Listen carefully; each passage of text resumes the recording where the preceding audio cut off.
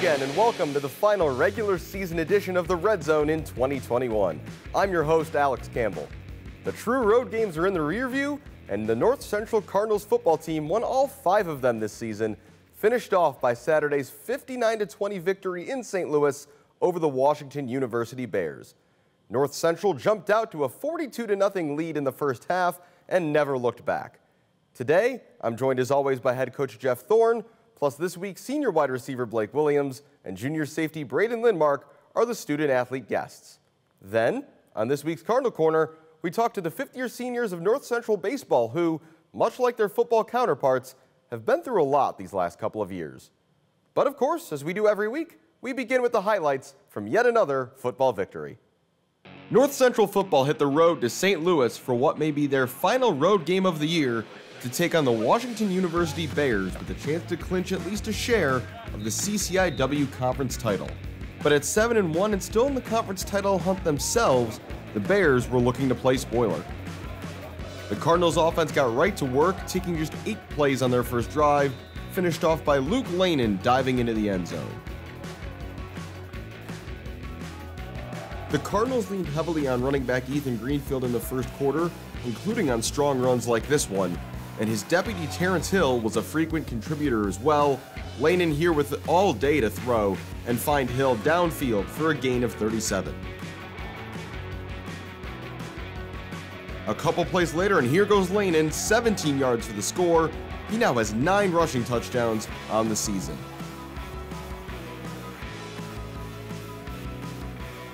Andrew Kaminsky missed last week's game, but how about this for a comeback? 77 yards to the house on the punt return. This on one of 4 straight WashU punts to begin the game, 21-0 Cardinals. It was another good game for the defensive line, their first sack, a group effort between Dan Gilroy, Brandon Greifelt, and Cameron Martin. After another punt, the Cardinals get the ball back, and Ethan Greenfield goes straight through the middle of a pile of players to open up a 28-point lead for the Cardinals. When the defense got back on the field, Dan Gilroy got right back into the backfield, the NCC sacks leader, now with 7.5 on the season. 4th offensive drive now, and it's a 4th touchdown. After the earlier punt return, look at this run after the catch from Kaminsky, complete with the dive over the pylon. His 9th of the season, as he went over 900 receiving yards on the year. Greenfield would score the 5th straight offensive touchdown to begin the game, the Cardinals looking unstoppable and up 42-0 at halftime. WashU quarterback Matt Rush was on the run from Cardinals defenders all day. Braden Lindmark and Cam Martin combined for this sack, one of 4 for the visitors in the game. Later in the drive, WashU lines up a field goal, but Dan Gilroy gets a bare paw of his own on the ball before it's fielded by Storm Simmons. The senior leaders continuing to make plays.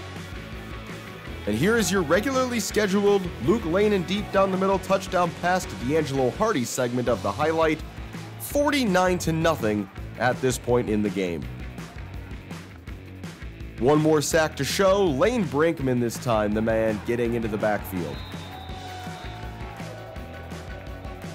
Late in the game, the stable of running backs showed out as they often do. First with this reversal of field and speed from Justin Lynch, and then Darius Bird finishing things off for North Central's final touchdown.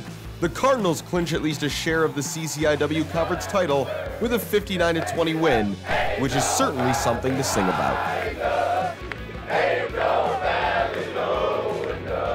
The North Central football team clinched at least a share of the CCIW title on Saturday with their win over WashU and are now 9-0 on the season. Plenty to talk about this week, as I'm joined as always by head coach Jeff Thorne. Coach, thanks for coming in. Thanks, Alex. Thanks for having me. So a win this coming Saturday would mean a solo title, but just to clinch at least a share, what do you hope this means to the team, and what do you think it meant to them? I mean, we saw them singing after the game, so clearly spirits were high. Yeah, it's important. When you look at our sequence of goals on an annual basis, the first thing is we need to win the CCIW.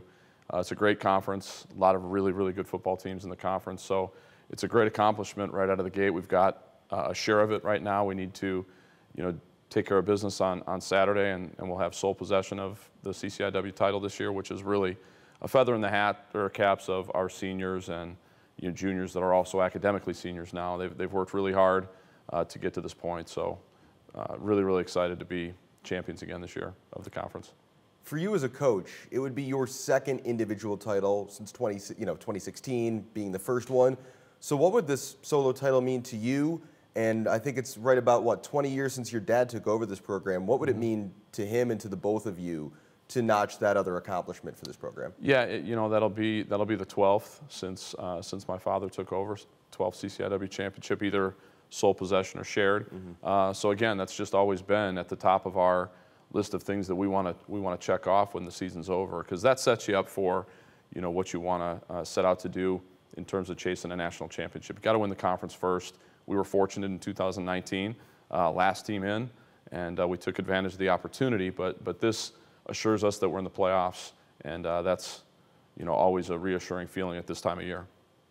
We're going to break it down more in the Check the Tape segment, but after two starts that you guys might not have been thrilled with the 2 weeks prior, what did you like most about your team's attitude to begin this game? It seemed like everybody from the word go was on their A game. Yeah, we talked a lot after the Millikan game about discipline and just accountability. And from an offensive perspective, Coach Spencer really stressed getting off the bus and being ready to play first snap. We'd have a few games where we just hadn't really played very well early in the game. And I thought our guys did a great job of really focusing and taking care of business right out of the gate. First couple drives were really, really smooth and efficient, running the football and throwing situationally.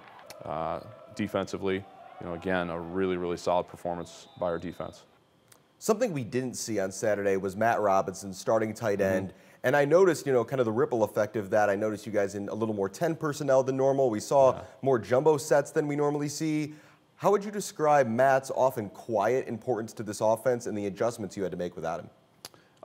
Matt's invaluable to our offense. I mean, he's an extremely versatile player, outstanding blocker, both in the core and out in space. He's really athletic. He's 6'3" and 225 pounds, can really run.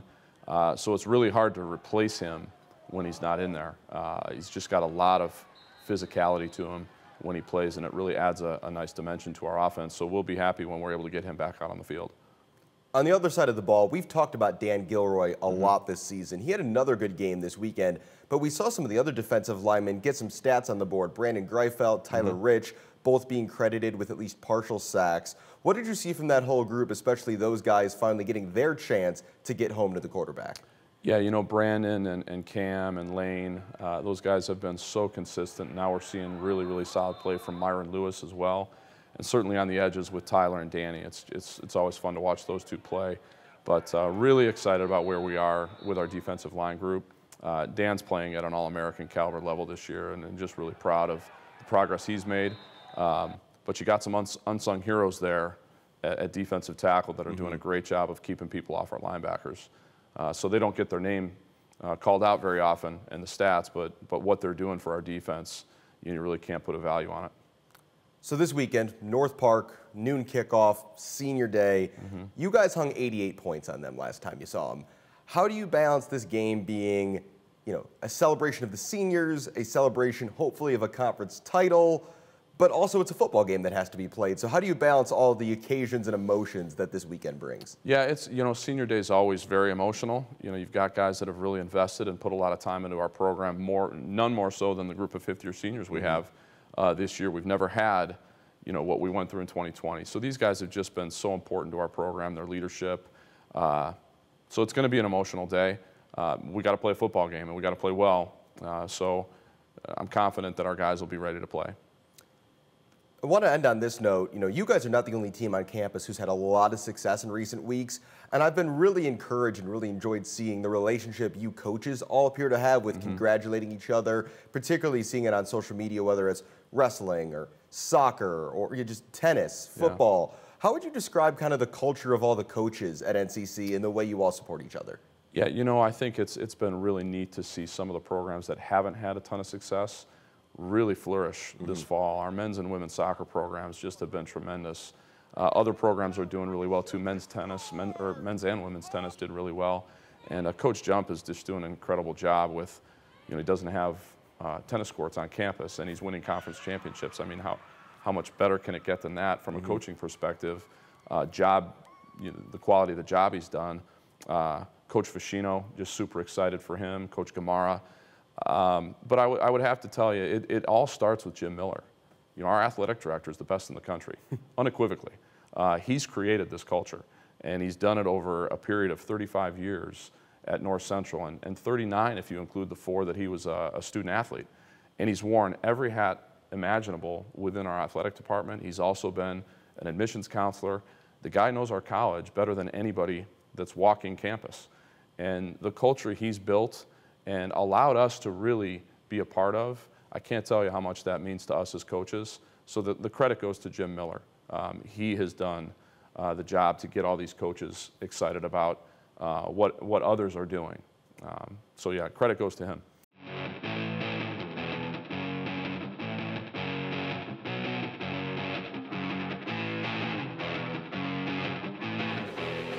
Let's go and check the tape here on the Red Zone. Coach Thorne and I are going to look back at the weekend. And Coach, we already talked about the way this game started, and I couldn't avoid noticing Ethan Greenfield, the first 4 plays of the game, you went to him. Was it just about establishing the run, or is it just because this works? Yeah, establishing the run early, but if you watch, it gives us our offensive line has a chance right out of the gate to establish what the game has a chance to be like. If you watch Sharmore Clark, 55, he puts somebody on his back. Play 2, I think we're going to see people on the ground. Our offensive line showed up ready to play, and when they do that, everything else works a lot easier. You've heard me talk about how important the line of scrimmage is. And so, yeah, really, really excited about how our offensive line played, the physicality. On this week's play of the game, I mentioned that Andrew Kaminsky found a new way to step up big. Dan Gilroy found a new way to step up big this week. Field goal block, and the special teams played a huge role in this game. Yeah, there's 3 phases, and you've got to be really sharp in all 3. You can't expect to win at the highest level if you're not really good on special teams. So we spent a lot of time on it. And Dan made a great play there to keep Wash U off the board. At that point, they eventually got a couple scores, but exciting play. And then this last play, it feels like I'm seeing deja vu 3 weeks in a row. Luke to D'Angelo, right down the middle of the field. What is the confidence of a play that teams just can't seem to stop? And what's the importance of the relationship that these underclassmen on offense are building together? Well, you can't replace relationships, and when you talk about Cardinal football, that's where everything starts. You got to establish great relationships. Without relationships, it's difficult to ask your guys to go out there and play as hard as our guys play. They've got great relationships because we've spent a lot of time working on that. Seeing D'Angelo have the kind of season he's had, and Luke as a freshman, putting forth the kind of production he has, it's been really exciting. And that was a great play, great throw. But you see D'Angelo's explosiveness, his speed, his athleticism, and you're seeing more and more of it, it seems, every week. Well, there's been plenty of celebrations to share in this fall for all the sports. Hopefully Saturday's another great occasion to celebrate you guys in a conference championship. Coach, good luck this weekend, and thanks as always for coming on the show. Thanks, Alex. Opportunity is everywhere. It is in everything and within everyone. Your opportunity is at the center of all that we do, so that you can exceed your personal best.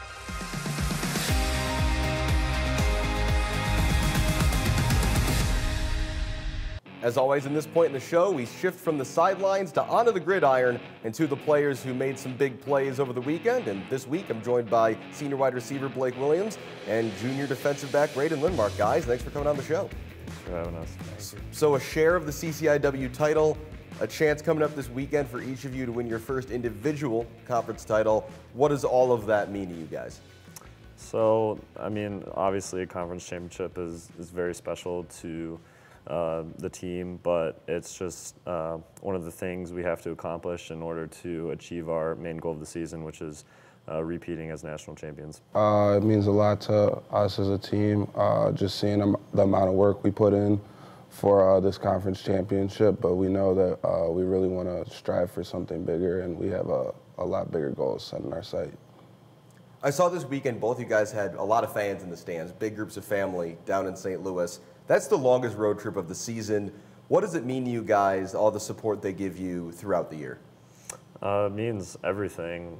My family is so important to me, and to know that they're at every single game of mine, it just gives me something to play for, and I just want to make them proud. For me, it means everything. Family for me is everything. That's a support group that I know I can rely on at all times, and I know seeing them show up to all my games, even in such big crowds, it just means the most to me.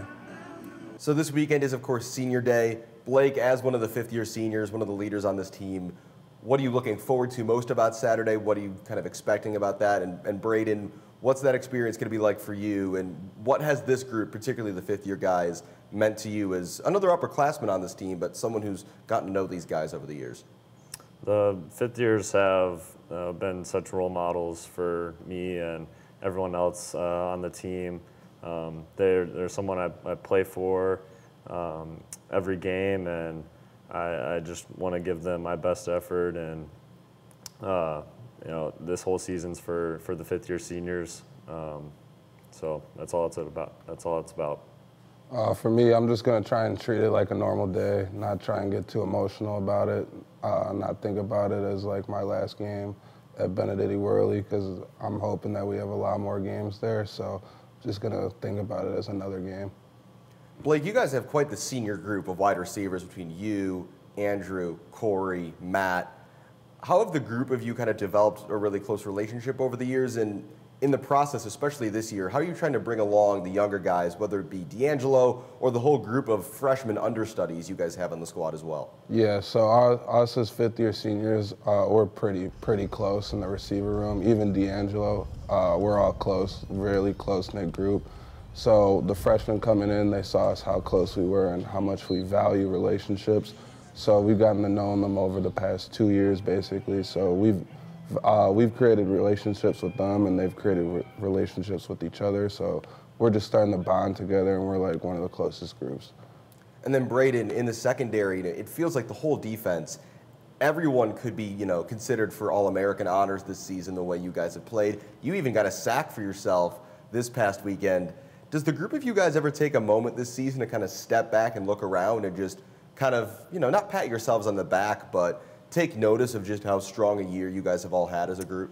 I think we all recognize that we've been better than years past on defense, but we don't really let that go to our heads because we know we have so much to improve on each and every week. The past 2 weeks, we did not play our brand of football, and those are things we really focus on and look to improve, and we don't really focus too much on how well we're playing, more of what we need to improve. Well, guys, before I let you out of here, as we do every week, we're going to finish with some, more fun stuff, maybe not more fun, football's fun, but different stuff as we do some quick hits here. And in honor of this past week having been the longest road trip of the season, what is each of your favorite road trip snack or snacks? Oh, geez. I'm always good for a banana. I love bananas on road trips. I'm more of like a peanut M&M and like chili cheese Fritos. I go crazy on the snacks on the road trip, so I just really like anything. I'm a honey barbecue Fritos person myself, though. Yeah. So you're in the right neighborhood, though. Next up this week, what was the #1 video game you played as a kid? What'd you spend the most time on? And then now, what's the thing you spend the most time playing? I played a lot of Super Mario Kart as a kid, and then now I played a lot of Fortnite, some Warzone. That's about it. Okay, as a kid, I was like a GTA, like Call of Duty guy. I'd say now I'm more like still like a Madden, like GTA guy, I would say, yeah. Important question though, Braden, which console were you playing Mario Kart on? The Wii. And that's gonna make me feel older. Finally then this week, what is the strangest superstition anyone on the team has? What's like the one that sticks out? Because I know there's probably a lot. My superstition is I gotta wear boxers in the games. I cannot wear compressions. I always have to wear boxers, and I have this one pair of boxers I wear, lucky pair of boxers.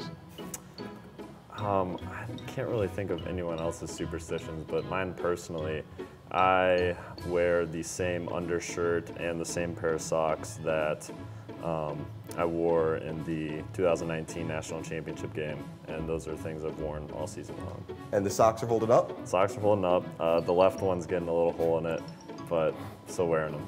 Gotta push through to the end of the season? Yep. All right, guys. Well, thanks for all the time today. Really appreciate you coming on the show, and best of luck this weekend. Hopefully we see you guys lifting another trophy on Saturday afternoon. Thank you. Stay in the know at home or on the go with NCTV 17 News Update. This quick recap of everything happening in and around town will be delivered straight to your email inbox for free. Sign up today. As the days get shorter, the wait for the return of baseball season still feels very long. There won't be any games or even practices for months still, but the focus of North Central's players is already at opening day levels. A lot of hard work. Guys still get in groups. I mean, we're still working out with each other in the weight room, pushing each other, still having those conversations, and really just trying to kind of work on our craft and get better. North Central won their 6th consecutive CCIW regular season title last year, a new record, but were denied a place in the NCAA tournament due to a reduced field and the region's sole at-large bid being awarded to #1 in the country and independent Wash U. The Cardinals are using that as motivation while not losing sight of all the positives of last season. Our kids did an outstanding job last year on putting themselves in a position to play all those games. You know, there was a lot of protocols in place and a lot of hoops that had to be jumped through, and our kids kept doing it. They were motivated, and we just felt like we were just left out of the dance, you know. But I think our kids are in a good place. I think they're moving forward with it. They're using it as motivation, as they should. I think they all realize, you know, we had a lot of kids on the field last year that will be returning this year, so they feel like, hey, we've got a chance to go out and do something special again this year. We're ready to get after it again. I mean, last year kind of left a bad taste in our mouth. Still kind of have bad feelings about it, and we're kind of really working hard to not let that happen again. Yeah, I mean, I think everybody's coming into this season with a chip on their shoulder, and I think I have a little bit extra, not having played a full season. And I mean, I think that it was unfortunate to happen, but I think coming back from this, I've learned a lot.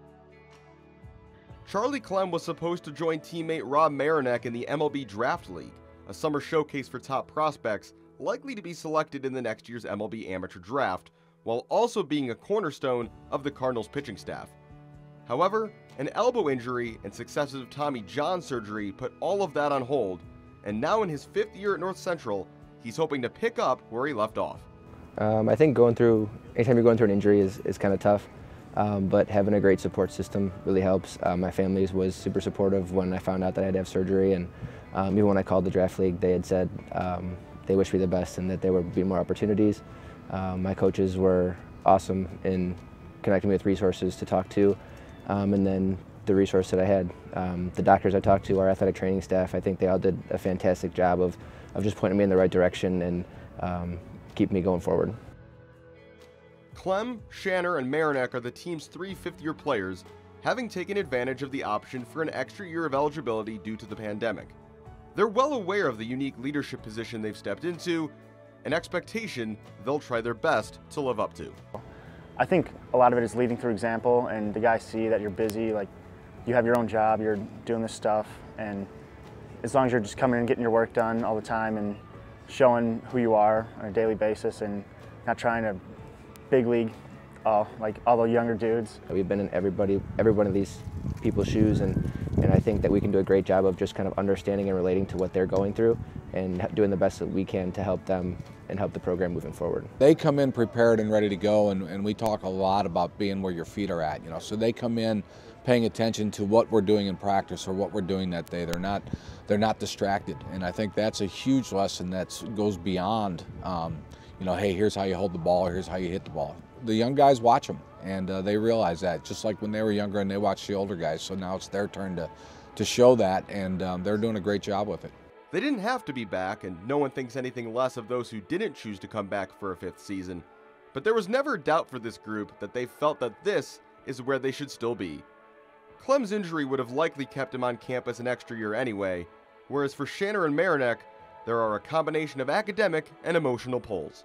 For me, it was a really easy choice. I mean, I was going to be here anyways, finishing my degree, so anytime you get to come back and play baseball and go win another championship and try and get those goals and check those boxes, it was a pretty easy choice. I just love the sport, and the guys here too. Just our culture with our team is really good, and it's hard to stay away from. That's just a tremendous compliment to this entire program when those guys elect to come back and want to be a part of something. So having them back with their experience, you know, with what they've gone through, they're going to bring tremendous perspective on a daily basis to our guys.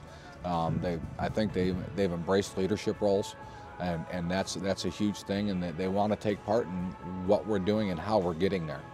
The Cardinals will be favorites for another regular season title, but they want another shot at the tournament, and for the NCAA run they feel they were denied last time. I'm just hoping that we can make a long playoff run and go as far as our team deserves, because we're really good, and every single year we have been, but haven't really shown that in the playoffs, at least I feel like, with a deep run. But for now, these seniors and their coach are just appreciating the experience of one last ride and the excitement of hoping to go out with a bang. Just every day being around these guys, watching them grow and interacting with them, you know, that's what makes this place special.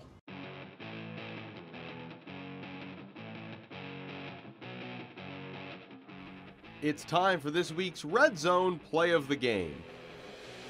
Eventually, we might just have to rename this segment after Andrew Kaminsky with how he keeps making plays that run away with dishonor, much like he runs away from WashU's punt coverage on this return. A 77-yard run back for a touchdown. This was Kaminsky's first ever punt return touchdown and the first game he returned a punt in since October of 2019 against Wheaton. Somehow, in the twilight of his Cardinals career, he's still finding new ways to make an impact.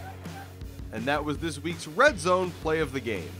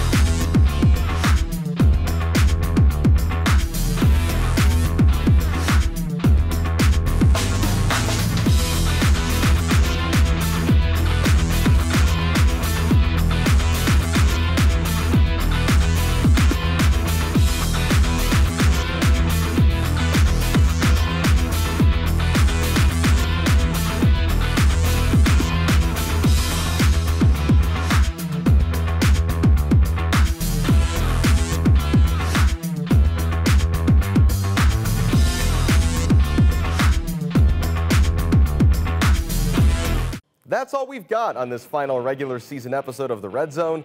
Thanks as always to Coach Jeff Thorne for his time, and this week to both Blake and Braden. Hopefully we'll see them lifting a championship trophy on Saturday. Thanks as well to baseball coach Ed Matthey and Charlie, Jason, and Rob, particularly to Charlie as he continues to rehab from Tommy John surgery. I'm definitely looking forward to seeing them all back on the field in the spring. This weekend's Senior Day football game is live on NCTV 17, NCTV17.com, and NorthCentralCardinals.com. Kickoff is set for noon at Benedetti Worley Stadium, with Senior Day festivities preceding that, which we will have for you live. The following Monday, we will know who the Cardinals will host next week, and that's certainly going to be the focus of next week's Red Zone. Until then, I'm Alex Campbell. I'll see you Saturday from the sidelines, and hopefully you'll join me again right here next week in the Red Zone. Thanks for watching.